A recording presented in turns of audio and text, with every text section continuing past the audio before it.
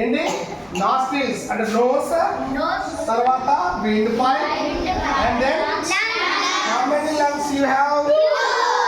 Where? In the chest region. ఇది chest region. ఇది ఒక స్పాంజ్ లాంటి పదార్థం.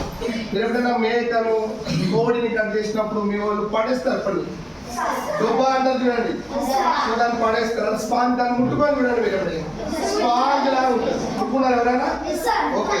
ఈ స్పాంజ్ లాగా ఉన్నటువంటి దాంట్లో చిన్న చిన్న నిర్మాణాలను ఆల్వలి అంటాం.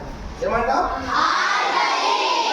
డ్యూటీ ఆఫ్ ఆల్వలి ఏంటంటే ఈ ఆక్సిజన్ గాలిలో ఉండేటటువంటి ఎయిర్ లో ఆక్సిజన్, నైట్రోజన్, కార్బన్ డైఆక్సైడ్ ఇవన్నీ ఉంటాయి. వాటిని ఏం చేస్తుంది అని లోపలికి తీసుకుంటారు. బ్లడ్ లోపలికి కలిపేది హిమోగ్లోబిన్. సో ఈ ఆల్వలి సాయంతో హిమోగ్లోబిన్ లో ఆక్సిజన్ కలుస్తుంది. బాడీలో వర్క్ ద్వారా, పనుల ద్వారా జనరేట్ అయినటువంటి కార్బన్ డైఆక్సైడ్, వాటర్ వేపర్స్ మళ్ళీ ఈ ఆల్వోలి నుంచి లంగ్స్ లోకి వచ్చేస్తుంది. ఈ లంగ్స్ నుంచి ఏమొస్తుంది? విండ్ పైప్ లోకి వచ్చి నాస్ట్రిల్స్ ద్వారా బయటకు వెళ్తుంది. నాస్ట్రిల్స్ లో మీరు అబ్జర్వ్ చేస్తే ఏముంటాయి? హెయిర్ కనబడుతుంది. Tiny hairs is there, tiny hairs is there, and then it is always wet. మీరు ముక్కులో వేలు పెట్టుకొని ఇప్పుడు పెట్టకండి, మీకు వెట్ కనబడుతుంది, తడిగా ఉంటుంది. కారణం ఏంటంటే when the wastage enters your nose, it will be refused by the tiny hairs. ముక్కులో ఉన్నటువంటి చిన్న చిన్న హెయిర్స్ ద్వారా ఏమైతుంది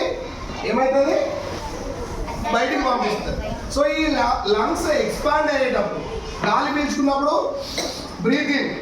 ఒక బ్రీత్ ఇన్ అంటే ఏంటి? బ్రీత్ ఇన్ ఏమనాలి మనము? ఇన్హేల్. ఏమనాలి? బ్రీత్ ఇన్ ఏమనాలి? Chest region. తర్వాత దాంతో పాటు abdomen, it will be helps to the expand the lungs. తర్వాత బ్రీత్ అవుట్ చేసేటప్పుడు బ్రీత్ అవుట్ ఏమన్నాం? ఎక్సేల్. Breath out ఏమన్నాం?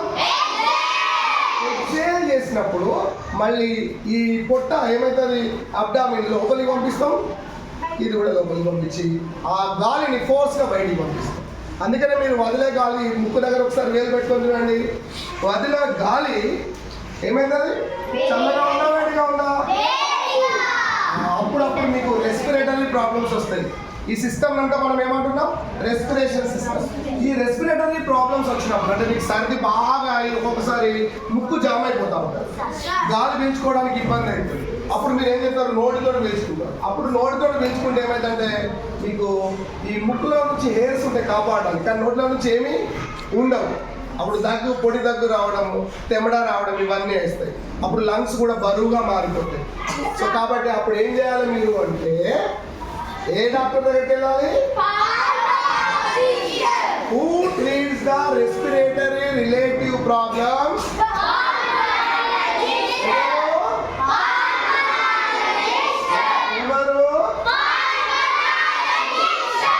పల్మనాలజిస్ట్ అనే డాక్టరు మీకు శ్వాసకు సంబంధించినటువంటి ఆరోగ్య సమస్యలు ఏమున్నా కూడా చూస్తాడు అనే విషయాన్ని గుర్తుపెట్టుకోవాలి. How many lungs you have? How many windpipes you have? How many nostrils you have? How many noses you have? One. We call respiratory system. What we call?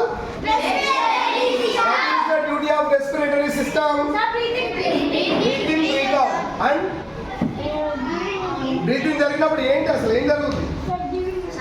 Breathing జరిగినప్పుడు ఏం జరుగుతుంది? బ్రీత్ ఇన్, బ్రీత్ అవుట్ అంటే breath in అయినప్పుడు ఏం జరుగుతుంది? Oxygen, inhale of oxygen, it will be mixed with the blood.